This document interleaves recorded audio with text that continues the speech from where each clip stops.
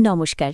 আমি আজ আপনাদের সামনে এমন এক গল্প নিয়ে এসেছি যা এক নাম প্রকাশে অনিচ্ছুক ফলোয়ার আমাকে পাঠিয়েছেন। গল্পটি এতটাই গভীর, এতটাই আলোড়ন সৃষ্টিকারী যে আমি নিজে রোমাঞ্চিত। আপনারা যারা আমার এই ভিডিওটি দেখছেন, যদি এই ধরনের আরও রোমাঞ্চকর এবং আবেগী গল্প শুনতে চান, তবে অবশ্যই আমার চ্যানেলটি সাবস্ক্রাইব করবেন। আর হ্যাঁ, গল্পের কোনো এক ফাঁকে আমি আমার ব্যক্তিগত ইমো নাম্বারটি দেব, তাই নাম্বারটি পেতে হলে পুরো গল্পটি মনোযোগ দিয়ে শুনতে হবে। গল্পটা শুরু হয়েছিল অনেক বছর আগে, আমাদের গ্রামের এক সাধারণ বাঙালি পরিবারে। আমি রঞ্জিতা, আমার তখন সবেমাত্র ১৯ বছর বয়স। পড়াশোনা শেষ করে বাড়িতে বসেছিলাম, বিয়ের বয়স হলেও বিয়েটা যেন কিছুতেই হচ্ছিল না। আমাদের পরিবারে সবকিছুই ছিল সাধারণ, বাবা, মা আর আমি। আমাদের গ্রামের পাশেই এক বিশাল পুকুর, তার ওপারেই ছিল আমাদের মামাবাড়ি। মামার এক ছেলে অনির্বাণ, আমার থেকে বছর ৩ বড়। ছোটবেলা থেকেই আমরা একসাথে বড় হয়েছি। পুকুরে সাঁতার কাটা, আম গাছের ডালে বসে গল্প করা, বর্ষার দিনে খিচুড়ি খাওয়া, সবকিছুতেই অনির্বাণ ছিল আমার ছায়াসঙ্গী। কিন্তু বড় হওয়ার সাথে সাথে সেই ছায়ার রং যেন বদলাতে শুরু করেছিল। অনির্বাণ শহরে থাকত পড়াশোনার জন্য, কিন্তু ছুটিতে এলেই সে যেন আমাদের বাড়িতেই আস্তানা গাড়ত। আমাদের বাড়ির পুরনো দোতলাটার এক কোণে তার ঘর, সেখানেই সে থাকত। ওর আসার অপেক্ষায় আমি যেন মাসের পর মাস গুনে দিন পার করতাম। ওর গলার আওয়াজ, ওর হাসি, ওর চলন, সবকিছুতেই আমার কেমন যেন এক অদ্ভুত টান অনুভব করতাম। কিন্তু আমি জানতাম এটা অন্যায়। সে আমার মামাতো ভাই, রক্ত সম্পর্ক। সমাজের চোখে এটা একেবারেই গ্রহণযোগ্য নয়। তাই নিজের মনকে হাজারবার বারণ করতাম, কিন্তু মন শুনত না। সেই বছর অনির্বাণ যখন ছুটিতে এলো, তখন আমার বয়স ১৯। ও এসেই যেন চারপাশটা আলোকিত করে দিল। ওর চোখে মুখে শহরের ছাপ স্পষ্ট, লম্বা, ফর্সা, আর ওর হাসিতে যেন জাদু ছিল। বাড়ির সবাই ওকে পেয়ে খুব খুশি, কিন্তু আমি যেন একটু বেশিই খুশি হয়েছিলাম। ওর সাথে কথা বলার, ওর পাশে বসার, ওর দিকে তাকিয়ে থাকার সুযোগ খুঁজতাম। একদিন সন্ধ্যায় আমরা বাড়ির পেছনের পেয়ারা গাছে বসেছিলাম। গোধূলির আলোয় চারপাশটা কেমন মায়াবী লাগছিল।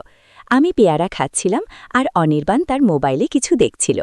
হঠাৎ ও মোবাইলটা সরিয়ে আমার দিকে তাকালো। ওর চোখে কেমন এক জিজ্ঞাসা। "কিরে, আজকাল এত চুপচাপ কেন?" অনির্বাণ জিজ্ঞেস করল। আমি মাথা নিচু করে বললাম, "কিছু না।" "কিছু না মানে? তোর মুখটা কেমন যেন মেঘলা। কিছু হলে আমাকে বলতেই পারিস।" আমার ভেতরটা ধুকপুক করছিল, ওর চোখের দিকে তাকাতে পারছিলাম না। এই যে ওর সাথে আমার একটা অন্যরকম সম্পর্ক তৈরি হচ্ছে, সেটা আমি নিজেও বুঝতে পারছিলাম, কিন্তু প্রকাশ করতে পারছিলাম না। ভয় লাগছিল, যদি সে আমার মনের কথা জেনে ফেলে, যদি সে বিরক্ত হয়, যদি সে আমাকে এড়িয়ে চলতে শুরু করে। এইসব ভাবতে ভাবতেই আমার ভেতরটা কেমন যেন তোলপাড় করছিল। "কিছু না অনির্বাণদা, এমনি," আমি আমতা আমতা করে বললাম। সে আমার দিকে আরও ঝুঁকে এলো। ওর শরীরের উষ্ণতা আমার ত্বকে অনুভব করলাম। "এমনি?" ওর গলার স্বরের এক অদ্ভুত মাদকতা। "কিছু একটা তো আছে রঞ্জিতা। তোর চোখে মুখে আমি অন্য কিছু দেখতে পাচ্ছি, যা শুধু আমার জন্য।" কথাটা শুনে আমার হৃৎপিণ্ডটা যেন লাফিয়ে উঠল। সে কি বুঝতে পেরেছে? সে কি আমার মনের কথা পড়তে পারছে? তুই তুই কি?" আমার গলা শুকিয়ে কাঠ। অনির্বাণ হাসল। ওর হাসিটা আমার খুব প্রিয়। "কি, আমি কি বুঝতে পারছি যে তুইও আমাকে?" সে আমার দিকে এমনভাবে তাকালো যেন পৃথিবীর সমস্ত রহস্য ওই চোখের তারায় লুকিয়ে আছে। আমি ওর চোখের দিকে তাকাতে পারলাম না, চোখ নামিয়ে নিলাম। কিন্তু ওর উপস্থিতি আমাকে আচ্ছন্ন করে ফেলছিল। ওর শরীরের একটা হালকা সুগন্ধ আমার নাকে আসছিল, যা আমাকে আরও অস্থির করে তুলছিল। আমার আমার মনে হয়, আমি খুব আস্তে করে বললাম। মনে হয় অনির্বাণ আমার দিকে আরও একটু এগিয়ে এসে আমার হাতটা নিজের হাতে নিল।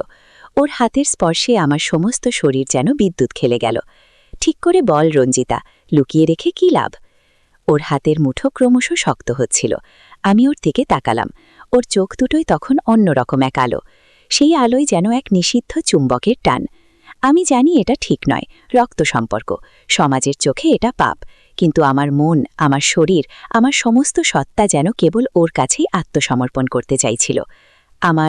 আমারও আমি কথা শেষ করতে পারলাম না। আমার চোখ দিয়ে জল গড়িয়ে পড়ল। অনির্বাণ আমার চোখের জল মুছে দিল। ওর আঙুলের আলতো স্পর্শে আমার চোখের জল যেন আরও বেড়ে গেল। "কাঁদিস না রঞ্জিতা, আমি বুঝতে পারছি। আর আর আমিও।" সে আমার দিকে ঝুঁকে এলো। ওর ঠোঁট আমার ঠোঁটের খুব কাছে। আমি শ্বাস নিতে পারছিলাম না। মনে হচ্ছিল এই বুঝি সব শেষ, এই বুঝি আমার জীবনের সবচেয়ে বড় ভুলটা হয়ে যাবে। কিন্তু একই সাথে এই ভুলটাই আমাকে যেন এক নতুন পৃথিবীর দরজা খুলে দেবে, এক নিষিদ্ধ রোমাঞ্চকর পৃথিবীর। ওর ঠোঁট আমার ঠোঁট স্পর্শ করল। প্রথম স্পর্শ, এক অপার্থিব অনুভূতি। মনে হচ্ছিল যেন লক্ষ লক্ষ ফানুস আমার বুকের ভেতর উঠছে। ওর ঠোঁট নড়ছিল আমার ঠোঁটে, এক গভীর তীব্র চুম্বনের আদান প্রদান। আমার সমস্ত চেতনা যেন ওর চুম্বনে বিলীন হয়ে যাচ্ছিল। সেই রাতের পর সবকিছু কেমন যেন বদলে গেল। আমরা আর আগের মতো স্বাভাবিক থাকতে পারলাম না। প্রতিটা মুহূর্তে, প্রতিটা ইশারায়, প্রতিটা দৃষ্টিতে লুকিয়ে থাকত এক অন্যরকম টান, এক নিষিদ্ধ গভীর প্রেম। একদিন রাতে প্রায় মাঝরাত, সবাই ঘুমিয়ে পড়েছে, কেবল আমি জেগে। আমার ঘুম আসছিল না, মনটা কেমন অস্থির লাগছিল। বারান্দায় এসে দাঁড়ালাম। চাঁদ উঠেছিল, চাঁদের আলোয় চারপাশটা কেমন মায়াবী দেখাচ্ছিল। হঠাৎ দরজার ওপাশ থেকে শব্দ পেলাম, অনির্বাণ। সে চুপচাপ বারান্দায় এসে দাঁড়ালো, আমার পাশে। ওর উপস্থিতি আমাকে কাঁপিয়ে দিচ্ছিল, কিন্তু আমি মুখ ফিরিয়ে ওর দিকে তাকাতে পারছিলাম না। ঘুম আসছে না? ওর গলার স্বর নিচু। না, আমি ফিসফিস করে বললাম। সে আমার আরও কাছে এসে দাঁড়ালো, ওর শরীরের উষ্ণতা আমাকে ঘিরে ধরল। আমারও আসছে না। কিছুক্ষণ কেউ কোনো কথা বললাম না, কেবল চাঁদের আলো আর রাতের নিস্তব্ধতা। তারপর অনির্বাণ আমার হাতটা ধরল। ওর হাতের স্পর্শে আমার শরীর আবার কেঁপে উঠল। রঞ্জিতা, ও ডাকল। আমি ওর দিকে তাকালাম। ওর চোখে তখনও সেই একই আগুন, সেই একই টান। আমার আমার মনে হয়, ও বলতে গিয়েও থেমে গেল। কি? আমি জিজ্ঞেস করলাম। আমার মনে হয় আমরা আর এভাবে থাকতে পারবো না। কথাটা শুনে আমার বুকের ভেতরটা ধুকপুক করে উঠল।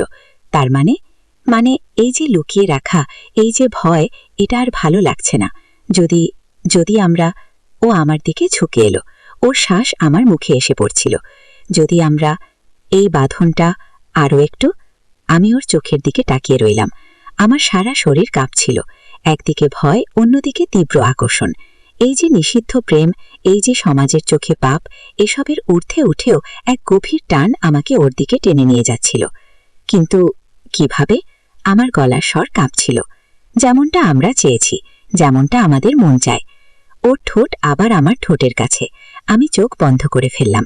এই যে নিষিদ্ধ, এই যে অন্যায়, সবকিছু ভুলে গিয়ে আমি কেবল ওর স্পর্শ অনুভব করতে চাইছিলাম, ওর সান্নিধ্য কামনা করছিলাম।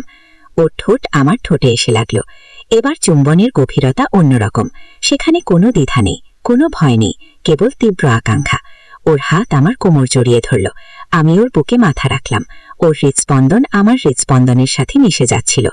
আমি তোমাকে, অনির্বাণ ফিসফিস করে বলল। আমি বলতে পারলাম না। ওর হাত আমার পিঠ বেয়ে নামতে শুরু করল। ওর স্পর্শে আমার শরীর আরও শিহরিত হচ্ছিল। প্রতিটা স্পর্শে যেন আগুনের হলকা। আমার সমস্ত শরীর যেন ওর কাছে নিবেদন করছিল। তাহলে? অনির্বাণ আমার কানের কাছে মুখ নিয়ে এসে জিজ্ঞেস করল। আমি কোনো উত্তর দিলাম না, কেবল ওর বুকে মুখ গুজে রইলাম। আমার মনে হচ্ছিল এই রাত যেন কখনো শেষ না হয়, এই মুহূর্ত যেন অনন্তকাল ধরে চলতে থাকে। পরদিন সকালে ঘুম ভাঙল সূর্যের আলোয়। আমি একা, অনির্বাণ বিছানায় নেই। আমার বুকের ভেতরটা ধুকপুক করে উঠল। কাল রাতের কথা মনে পড়তেই আমার সারা শরীর গরম হয়ে উঠল। আমি বিছানা ছেড়ে উঠলাম। বাসি কাপড়ে আমি রান্নাঘরে ঢুকলাম। মা তখনও ঘুমোচ্ছেন, অনির্বাণ বোধহয় আগেই উঠে গেছে। সারাদিন আমার মনটা কেমন ছটফট করতে লাগলো। অনির্বাণের সাথে দেখা হলো দুপুরের খাবারের সময়। ও আমার দিকে তাকিয়ে হাসল। ওর হাসিতে যেন কাল রাতের স্মৃতি। আমারও বুকের ভেতরটা ধুকপুক করে উঠল। কিন্তু তারপর যা হলো তা আমি কখনো কল্পনাও করিনি। সন্ধ্যায় আমি আর অনির্বাণ বাড়ির পেছনের পুকুর পাড়ে হাঁটতে গিয়েছিলাম। তখন চারপাশটা কেমন শান্ত, কেবল জোনাকি জ্বলছিল। আমরা পাশাপাশি হাঁটছিলাম, কোনো কথা বলছিলাম না, কেবল একে অপরের উপস্থিতি অনুভব করছিলাম। হঠাৎ অনির্বাণ থেমে গেল। আমি ওর দিকে তাকালাম। রঞ্জিতা, ওর গলার স্বর কেমন যেন ভারী। কি? আমি জিজ্ঞেস করলাম। আমার একটা কথা আছে। কি কথা? আসলে আসলে আমি কাল সকালে চলে যাচ্ছি। কথাটা শুনে আমার পা থেকে মাথা পর্যন্ত যেন বরফ ঠান্ডা হয়ে গেল। চলে যাচ্ছ? হ্যাঁ, আমার শহর ফিরতে হবে। এখানে বেশি দিন থাকা সম্ভব না। আমার সারা শরীর কেঁপে উঠল। তুমি মজা করছো? না রঞ্জিতা, আমি সিরিয়াস। আমার যেতে হবে। আমার চোখে জল ভরে এলো। কিন্তু কেন এভাবে? কাল রাতে? অনির্বাণ আমার দিকে তাকালো।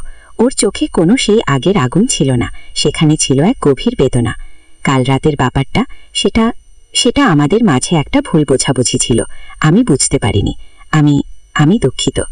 আমার বুকের ভেতরটা দুমড়ে মুচড়ে যাচ্ছিল। ভুল বোঝাবুঝি? আমি ফিসফিস করে বললাম, তার মানে কাল রাতে যা হয়েছিল সেটা সেটা সেটা একটা মুহূর্তের ভুল। আমাদের রক্ত সম্পর্ক। আমরা রক্ত সম্পর্ক? আমার চিৎকার করে বলতে ইচ্ছে করছিল, তাহলে তুমি আমাকে। অনির্বাণ আমার দিকে এগিয়ে এলো। প্লিজ রঞ্জিতা, এভাবে করো না। আমি জানি এটা কঠিন, কিন্তু এটাই সত্যি। আমি ওর দিকে তাকিয়ে রইলাম। আমার জীবনে এত বড় ধাক্কা আমি কখনো খাইনি। যে মানুষটাকে আমি আমার সবকিছু ভেবেছিলাম, যে মানুষটার জন্য আমি সমাজের চোখে অন্যায় করতেও রাজি ছিলাম, সে আজ বলছে সবটাই ভুল বোঝাবুঝি। আমার বুকের ভেতরটা ফাটিয়ে কান্নার আওয়াজ বেরিয়ে এলো। আমি ওকে কিছু বলতে পারলাম না, কেবল ওর চোখের দিকে তাকিয়ে রইলাম। সেই চোখে আমি আর কোনো ভালোবাসা দেখতে পেলাম না, কেবল এক গভীর দূরত্ব। আমাকে যেতে হবে রঞ্জিতা। অনির্বাণ আমার পাশে দাঁড়িয়ে। আমার মনে তখন কেবল একটা কথাই ঘুরছিল, আমাকে অনির্বাণের কাছে যেতেই হবে। যাই হোক না কেন, আমাকে ওর সব দ্বিধা দূর করতে হবে।